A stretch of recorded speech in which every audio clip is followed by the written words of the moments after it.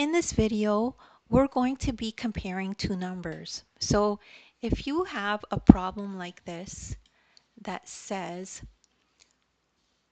which number is smaller, and you have this number 8,741 or 8,729.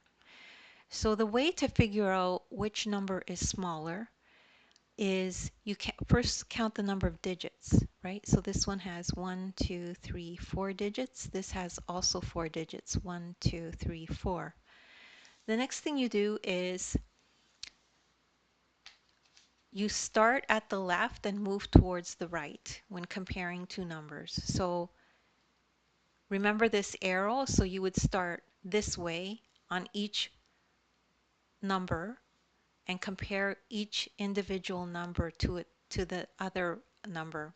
So for this one, we start here. So we have 8 and we also have 8 here. This is the thousands column. Then we move to the hundreds column. This is a 7, this is a 7. Then we move to the tens column. This is a 4, this is a 2. So those numbers are different. So 4 is bigger than 2. So we now know that this number is the smaller number.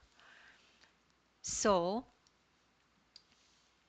we can circle this as the smaller number. And that's the answer. And don't worry if you don't understand it right away.